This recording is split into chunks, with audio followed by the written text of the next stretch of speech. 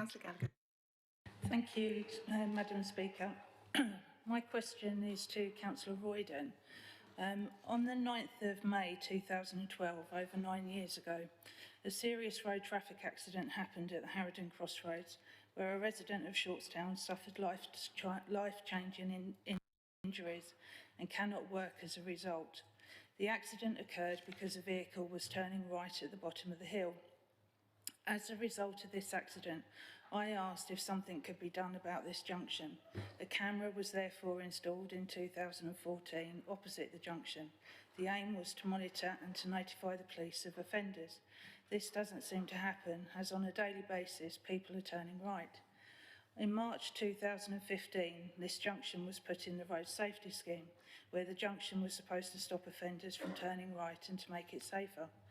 I'm afraid pulling out of the junction is just as unsafe as it was before, and people are still turning right. On the 11th of November 2021, only a couple of weeks ago, another accident happened. This was due to speeding. What will it take for this to be properly looked at as a death, maybe? So my questions are, can something more be done to this junction? Can some officers please look at the speed of the road on the approach to the junction in both directions and reduce it? And can they also look at the signage, including the ones on the road, as there is so many and it's very confusing? Thank you, Madam Speaker. Thank you, Councillor. Yes, you'll be aware, and I know you are, that this council can't enforce moving traffic offences, and whilst we can pass details to the police, that's all that we can do at the present time. I am pleased to inform the council that from next year, we anticipate early in the year being given powers by government to enforce moving traffic offences. Now, that will include the right turn that you so rightly draw attention to, and I know it's a problem. It's been a problem for a considerable time. It's completely unacceptable for people to turn right at junctions when it's prohibited, and the signage is clear there. It's also clear on the embankment, where we have the same problem, people coming over St Mary's Bridge, turning right into the embankment against the oncoming traffic. It's completely unacceptable and cause terrible accidents, and that is another location that I'm concerned about. I'm also concerned about box junctions, because people pull into box junctions where you've got the greatest ever investment in our town centre's roads to beat congestion. And it's not acceptable if people then park their vehicles in the middle of junctions, deliberately blocking them. So when these powers are allowed to councils, and we have applied for them already, we will be installing cameras on those junctions to make sure that we enforce moving traffic offences, and offenders will be given fines in exactly the same way as they're currently being fined for other traffic offences that we can monitor by camera. And that includes bus lanes, as you well and truly know, out in Shortstown. I think it's deplorable that the government removed some of our enforcement by cameras outside schools. We had a very successful CCTV vehicle, which was basically neutered when the government removed our powers to do them, but I'm delighted that they have seen sense and are going to impart powers to councils to enforce exactly that offence that you describe, and I will ensure that a camera is located at that junction to enforce and prevent any further accidents if we can possibly do so.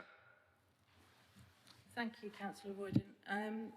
You didn't mention the speeding issue. I agree with you, the signage at the junction is adequate. However, on approach to the junction in both directions, it is very confusing. You've got a lot of street furniture, advertising houses, filming, etc., down the hill and on the other side going up towards up the hill. The speed is currently 40 miles an hour coming off of the dumbbell roundabouts on the A600, and then as you get 3/4 of the way up the hill, it then turns to 30. With it being a junction that's hidden and is quite dangerous, could it not be a possibility of reducing the speed from 40 down to 30? Thank you, Councillor. I'm certainly more than happy to look at the signage and determine whether or not the signage is confusing people as to the speed limit. I would share with you my own personal feelings that, going by the evidence across the borough, the reason for speeding isn't that people are confused by signage, but that they're just taking no notice. And we have a real problem with speeding across the borough. and the Mayor has brought in reduced speed limits across the borough at the request of parishes and communities and councillors. So we are very much aware of the speeding problem. We do need to remind people that it is the police who enforce speed limits. And we need the police to get out there and take this matter very seriously, because it is, I think, probably one of the #1 issues that the Mayor receives when every year he goes out on his village tour and meets all the residents in their communities. So it is something that I'm more than happy to look at, more than happy to look at the signage and work with you to determine whether anything additional should be done. But we must have police enforcement. Thank you. Thank you, Councillor Royden.